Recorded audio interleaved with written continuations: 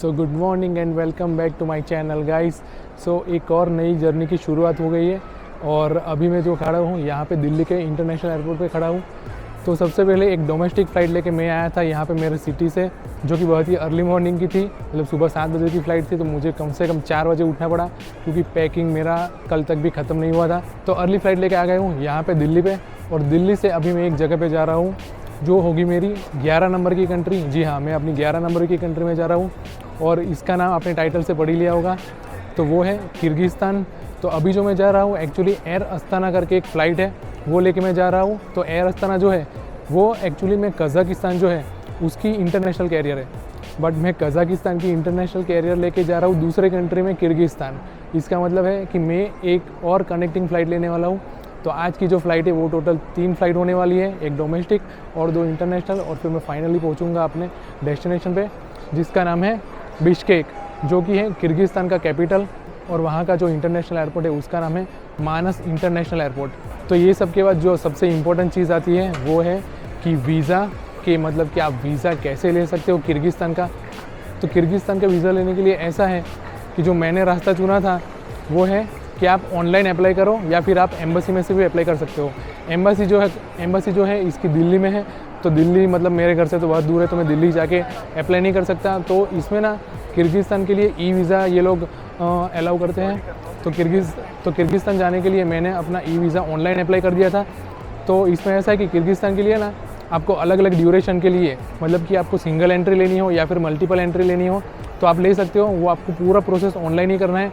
यहाँ पे मैं एक लिंक दे दूँगा, तो वहाँ पे जाके आप अपनी पूरी डिटेल फिल कर दो और उसके बाद आपका वीज़ा थोड़े ही दिन में अप्रूव हो जाएगा। और चार्जेस भी इसका कुछ अलग अलग है। मैंने जो पे किया था मेरा सिंगल एंट्री के लिए वो करीबन था $45। जी हाँ, सिंगल एंट्री के लिए जा रहा हूँ और सिंगल एंट्री जो है मेरा 1 मंथ के लिए वैलिड है। अभी किर्गिस्तान के लिए सबसे एक इम्पॉर्टेंट चीज़ जो आपको याद रखनी है वो है ये कि आप अगर 1 महीने के ऊपर के टाइम के लिए जा रहे हो, मतलब कि मिनिमम आपको 1 महीना वहाँ पे ट्रैवलिंग करना है, तो आपको वहाँ की गवर्नमेंट के साथ आपका रजिस्ट्रेशन कराना पड़ेगा। मतलब कि आप कहाँ पे रह रहे हो उसका रजिस्ट्रेशन आपको किर्गिस्तान की गवर्नमेंट के साथ करना पड़ेगा वहाँ पहुँच के। क्योंकि मैं जा रहा हूँ थोड़े ही दिनों के लिए, तो 1 महीना नहीं हो रहा है, तो मुझे ये सब चीज़ें कराने की ज़रूरत नहीं है। पर मैंने सोचा कि आपके लिए ये इन्फॉर्मेशन बहुत ही इंपॉर्टेंट है, तो ये मैं आपको बता रहा हूँ। और एक चीज़ जो है कि किर्गिस्तान की जो करेंसी है उसको बोलते हैं किर्गिस्तानी सोम। तो किर्गिस्तानी सोम जो है उसका रेट मतलब कि ऐसा है कि इंडियन का 1 रुपये, मतलब कि किर्गिस्तान का 1 रुपये 10 पैसा ऐसा होता है। और गाइस, कहानी में जो ट्विस्ट है वो है ये किर्गिस्तान के वीज़ा के लिए कि आप ना पूरी डिटेल ऑनलाइन फिल कर दोगे, सब डिटेल दे दोगे, आप ऑनलाइन अप्लाई कर दोगे, पर आपका वीज़ा अप्रूव होगा नहीं। क्योंकि इसमें ऐसा है कि एक चीज़ ये लोग जो मैंडेटरी मांगते हैं, जो वहाँ पे वेबसाइट पे लिखा नहीं है, वो है कि इनविटेशन लेटर। जी हाँ, किर्गिस्तान जाने के लिए आपको इनविटेशन लेटर किर्गिस्तान की रजिस्टर्ड ट्रैवल एजेंसी जो है उनके पास से ही लेना पड़ेगा, तभी आपका किर्गिस्तान का वीज़ा अप्रूव होगा। अदरवाइज़ वो लोग ई वीज़ा आपका अप्रूव नहीं करेंगे। मेरा कम से कम 10 बार ऑनलाइन वीज़ा, मतलब कि एप्लीकेशन रिजेक्ट हो गई। वीज़ा कैंसिल नहीं हुआ, मतलब कि एप्लीकेशन कैंसिल नहीं हुई, बट जो है मेरी प्रोसेस वो उन्होंने विड्रॉ कर ली, मतलब कि वापस भेज दी कि मेरी डिटेल बराबर भरी हुई नहीं है। तो इसके लिए मुझे बाद में पता चला कि ये लोग इनविटेशन लेटर भी मांगते हैं। क्योंकि एक्चुअली में क्या था कि जो गवर्नमेंट की जो वेबसाइट है उनका ना एक व्हाट्सअप नंबर भी है, वो भी मैं यहाँ पे लिख दे रहा हूँ। तो वहाँ पे भी ना आप कोई भी डाउट अगर है तो आप इजीली पूछ सकते हो, वो लोग आपको अच्छे से रिस्पॉन्ड करेंगे। तो यही था। और दूसरा क्या है कि इंग्लिश उन लोगों को मतलब थोड़ा कम समझ में आता है। तो मतलब एक्चुअली क्या है कि वो लोग जब एप्लीकेशन रिजेक्ट करते हैं तो रीज़न बताते नहीं है कि कौन से रीज़न की वजह से आपकी एप्लीकेशन रिजेक्ट हुई है। तो ये है कि मेन एप्लीकेशन रिजेक्ट होने का रीज़न यही है कि आपको इनविटेशन लेटर जो है वो वहाँ की गवर्नमेंट ऑथोराइज्ड ट्रैवल एजेंसी से लेके आपको उसकी कॉपी अटैच करनी पड़ेगी while applying for e visa. तो यही है चीज़। और मैंने जो ई वीज़ा लिया था वो मैंने लिया था एक कंपनी जिसका नाम है नोमैड्स यूथ करके।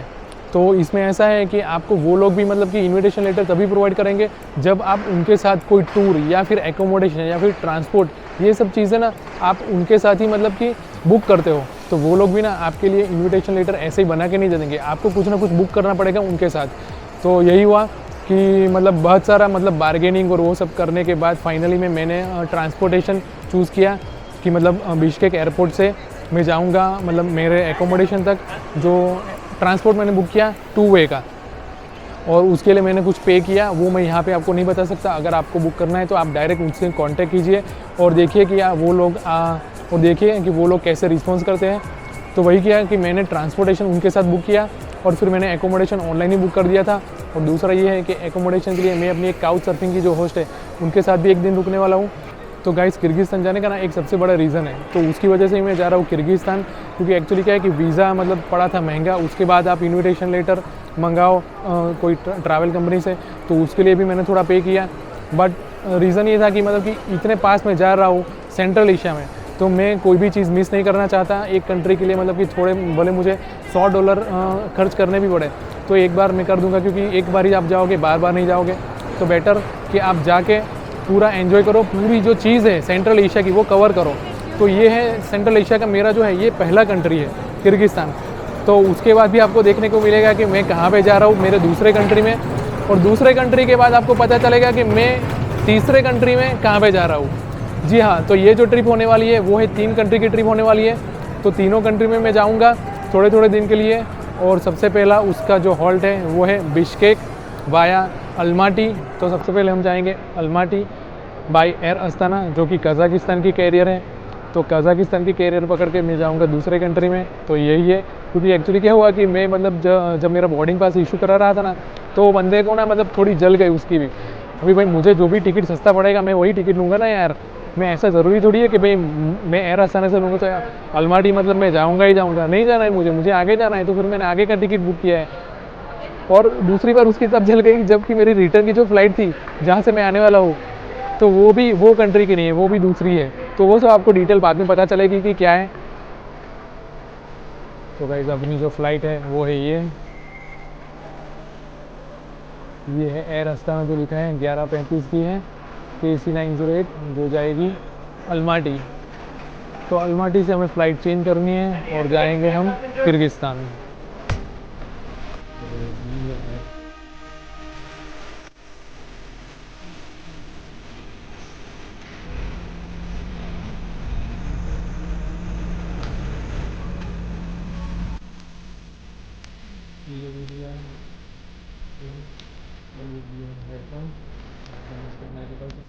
एक पहन दिए इन लोगों ने।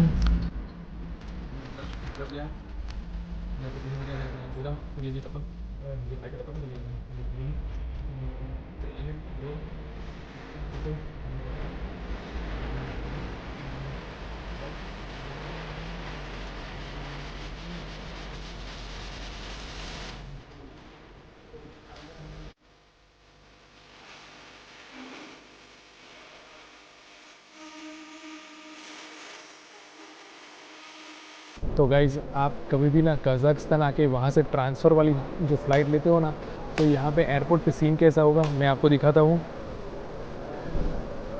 तो अभी ये भी जो लोग आपको खड़े हुए दिख रहे हैं ये सब ट्रांसफ़र्स वाले पैसेंजर हैं। ये इसका काउंटर एयर अस्ताना का इंटरनेशनल ट्रांसफ़र का। तो इसमें ऐसा है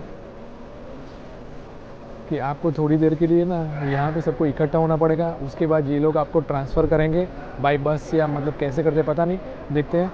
तो सीन ये कि डायरेक्ट ट्रांसफ़र होता नहीं है, क्योंकि फ़्लाइट यहाँ से नहीं मिलेगी हमको, शायद कहीं यहीं से कहीं और जाना है और वहाँ जाके हमें फ़्लाइट चेंज करनी है।